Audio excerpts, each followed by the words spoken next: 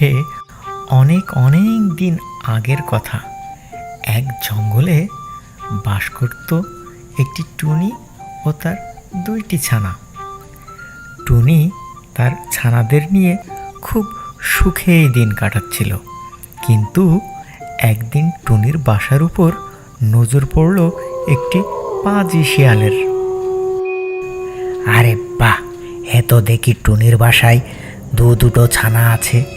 যাই, টুনিকে বোকা বানানোর চেষ্টা করি। ও কি নাদুস নুদুস ছানা, আমাকে আজ খেতেই হবে। টুনটুনির পাখির মাংস কত নরম আর সুস্বাদু হয়, তা কেবল খেলেই টের পাওয়া যাবে। আমাকে খেতেই হবে ওর ছানা দুটোকে আজকে। এই বলে শিয়াল ঝোপ থেকে বেরিয়ে টুনির বাসার নিচেই গেল আর টুনিকে বলতে লাগলো, এই বেটা টুনি, তোর ছানাগুলোকে নিচেই ফেল, তা না হলে আমি যদি গাছে উঠি তাহলে কিন্তু তোর ছানাদের সাথে সাথে তোকেও খেয়ে ফেলবো। কেন? তুমি কি বানর নাকি সাপ যে গাছে উঠবে? তুমি তো একটা শিয়াল, তুমি কিভাবে গাছে উঠতে পারো? আমাকে কি বোকা পেয়েছো নাকি যে তোমার ভয়ে আমি আমার ছানাদেরকে নিচেই ফেলবো? ক্ষমতা থাকলে উপরে আসো, উপরে এসে আমার ছানাদেরকে খেয়ে যাও। এখনো সময় আছে, তোকে ভালো করে বলছি, ভালোই ভালোই তোর ছানাদের নিচেই ফেল, তা না হলে সত্যি সত্যি তোর বাসার উপরে উঠে যাব। তখন তোর ছানাদের সাথে তোকেও খাবো। বললাম তো, যদি পারো তাহলে আমার বাসায় উঠে এসো, উপরে এসে দেখি কেমন করে আমার ছানাদের খেতে পারো। না, ভেবেছিলাম টুনিকে বোকা বানিয়ে ওর ছানাদের খাবো, কিন্তু বেটা তো দেখছি সবই জেনে গেছে। টুনির গাছটা যথেষ্ট চিকন, এই গাছটা আমি যদি ঝাঁকাতে শুরু করি তাহলে বাচ্চাগুলো উপর থেকে নিচেই পড়বে, আর আমি তখন ওর বাচ্চাদের খেতে পারবো। এই বলে পাজি শিয়াল টুনির গাছটা ঝাঁকাতে শুরু করে। জোরে জোরে ঝাঁকুনির ফলে টুনির বাসা থেকে তার ছানা দুটি নিচেই পড়ে যায় আর দ্রুত শিয়াল ছানা দুটি খেয়ে ফেলে।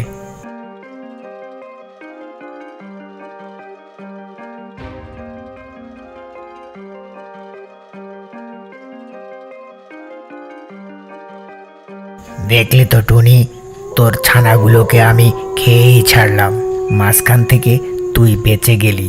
আমি যদি সত্যি সত্যি গাছের উপরে উঠতে পারতাম তাহলে তোকেও খেয়ে নিতাম। আমি এখন যাই, আবারও তুই ডিম পাড় আর বাচ্চা ফোটা, তারপর আমি আবার আসবো, তোর ছানাদের খেয়ে যাব আমি। তুমি খুবই পাজি একটি শিয়াল। আমার ছোট ছোট ছানাদের খেয়ে কি লাভ হলো তোমার? তোমার তো পেটও ভরলো না, তাহলে কেন তুমি আমার ছানাদেরকে খেলে? আরে বেটা, তুই কি বুঝবি? তোর ছানাগুলোকে খেয়ে যে মজা পেয়েছি, এরকম খাবার জীবনেও খাইনি আমি। তবে তুই চিন্তা করিস না, এর পরের বারও আমি তোর ছানাগুলোকে খাবো।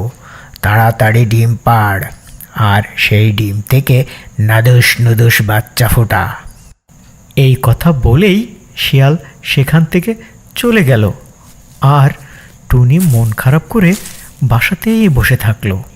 এই ঘটনা ঘটার বেশ কিছুদিন হয়ে গেছে। শিয়াল তার আস্তানায় বসে বসে ঝিমাচ্ছিল। হঠাৎ টুনির কথা মনে পড়ল। আরে, টুনির ছানাদের খেয়েছিলাম তো অনেক দিন হয়ে গেল, এর মধ্যে মনে হয় টুনি আবারও ডিম পেড়েছে আর ডিমগুলো ফুটে বাচ্চাও বের হয়েছে। যাই, একবার টুনির বাসায় একটু ওকে মেরে দেখে আসি। আমাকে তো দেখলে আবার বাচ্চাগুলো লুকিয়ে ফেলতে পারে, তখন তো কিছুই কপালে জুটবে না।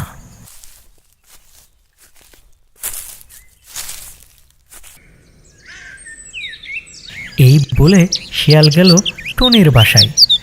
আর এদিকে টুনি আরও দুটি ছানা ফুটিয়েছে। আগের মতোই টুনি তার ছানাগুলোকে পাহারা দিচ্ছিল। দুষ্টু শিয়াল ঝোপের আড়াল থেকে দেখল টুনির বাসায় আগের মতোই নাদুস নুদুস দুইটা ছানা। আরে ওই তো টুনি দেখছি আবারও দুটো ছানা ফুটিয়েছে। না না না, দেরি করা যাবে না, টুনির কাছে যাই, গিয়ে টুনির ছানা দুটোকে চাই। ভালোই ভালোই যদি দিয়ে দেয় কিছুই বলবো না, আর যদি না দেয় আগের মতো আবারও গাছ ঝাঁকুনি দিতে শুরু করব। তাহলে একা একাই ছানাগুলো নিচেই পড়ে যাবে। এই বলে শিয়াল ঝোপের আড়াল থেকে বেরিয়ে এসে আবার টুনির বাসার নিচেই গেল, আর টুনিকে ভয় দেখিয়ে বলতে লাগলো, কে রে টুনি, এ তো দেখছি আবারও দুটো ছানা ফুটিয়েছিস। বলেছিলাম না আমি আসবো, ঠিক চলে এসেছি। নে, ভালোই ভালোই তোর ছানাগুলোকে মাটিতে ফেল, আমার অনেক ক্ষুধা লেগেছে। আমি তোমার কাছে হাত জোড় করে মিনতি করছি, তুমি আমার ছানাগুলোকে খেও না। আমার ছানাগুলো নির্দোষ আর নিষ্পাপ, ওরা তোমার কি ক্ষতি করেছে? তুমি ওদেরকে খেও না ভাই, কমসে কম এই ছানাদেরকে এবার ছেড়ে দাও তুমি। দেখ টুনি, এখনো সময় আছে, আমি তোকে কিন্তু ভালোই ভালোই বলছি, ছানাগুলোকে নিজেই ফেল। আর কাকতি মিনতি করে কোনো লাভ হবে না, আমি তোর ছানাগুলোকে খাবই। ভালো এটাই হবে যে তুই তোর ছানাগুলোকে তাড়াতাড়ি নিচেই ফেলা।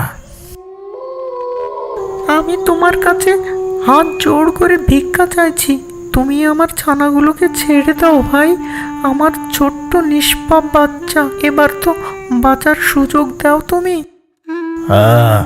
বুঝতে পেরেছি, সোজা কথাই কাজ হবে না, আবারও গাছ ঝাঁকাতে শুরু করি তাহলে, এই ছানাগুলো মাটিতে লুটিয়ে পড়বে। এই বলে শিয়াল টুনির গাছটা ঝাঁকাতে শুরু করে। জোরে জোরে ঝাঁকুনির ফলে বাসা থেকে তার দুইটি ছানা আবার নিচেই পড়ে যায়। আর দ্রুত শিয়াল ছানা দুটি খেয়ে ফেলে। তারপর শিয়াল তার আস্তানায় ফিরে গেল। টুনি মন খারাপ করে তার বাসাতেই দাঁড়িয়ে থাকলো।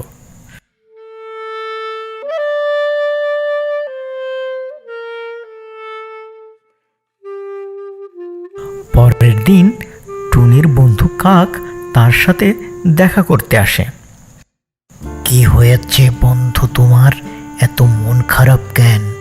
আর তোমার ছানারা বা কোথায়?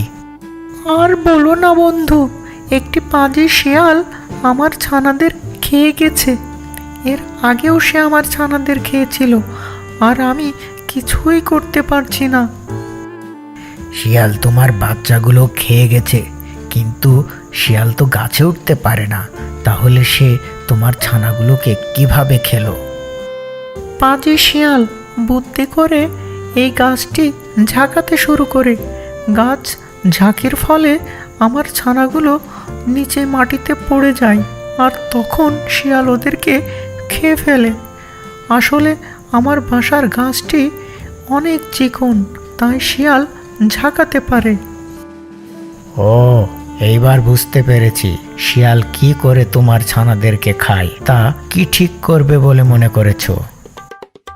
আমি বদলা নেব, বদলা যে করেই হোক শিয়ালের কাছ থেকে আমি বদলা নিব। পাজি শিয়াল দুবার আমার ছানাদেরকে খেয়ে ফেলেছে, কিছুতেই আমি ওকে ছাড়বো না। শিয়াল তো অনেক বুদ্ধিমান ও চালাক, তাই তুমি ওর সাথে কোনোভাবেই পেরে উঠতে পারবে না। তাহলে কিভাবে তুমি বদলা নিবে পরিকল্পনা করেছো তুমি?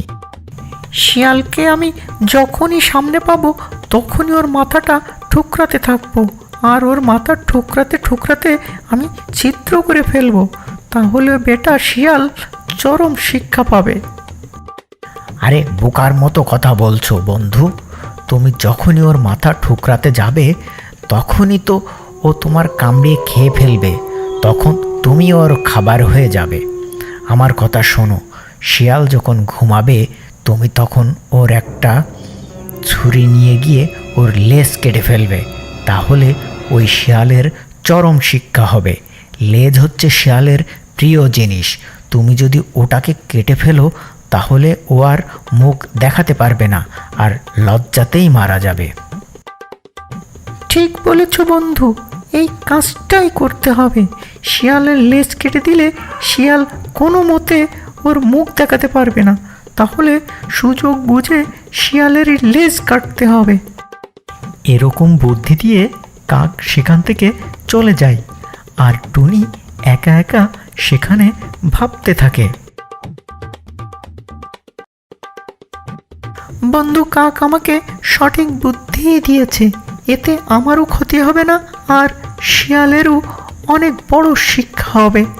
আরও লজ্জাতে এই বনেই থাকতে পারবে না। এখন গ্রামে গিয়ে একটি ছুরির ব্যবস্থা করতে হবে।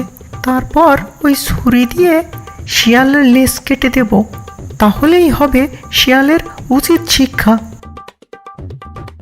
এই বলে টুনি ছুরির ব্যবস্থা করতে পাশের গ্রামে যায়। আর এরপর একদিন শিয়াল খেয়ে দিয়ে মজা করে তার আস্তানায় ঘুমাচ্ছিল। তখনই টুনি একটি ধারালো ছুরি নিয়ে সেখানে চলে আসে, আর সুযোগ বুঝে শিয়ালের লেজ কেটে দেয়। আর শিয়ালেরও ঘুম ভেঙে যায়, আর টুনি দেরি না করে সেখান থেকে চলে যায়। হায় হায়, এ কি সর্বনাশ হলো! টুনি আমায় তো দেখছি লেজ কেটে নিয়ে গেল। এখন আমার কি হবে? লেজ ছাড়া এই জঙ্গলে আমি কিভাবে বের হব? আমি মুখ দেখাবো কি করে? আমার তো কোনো মান সম্মানই থাকলো না। লেজ ছাড়া আমাকে দেখতে কেমন লাগছে! সবই তো আমার শেষ হয়ে গেল। এই বলে বেচারা শিয়াল লজ্জায় মাথা নিচু করে সেই বন ছেড়ে দূরে কোথাও চলে যায়।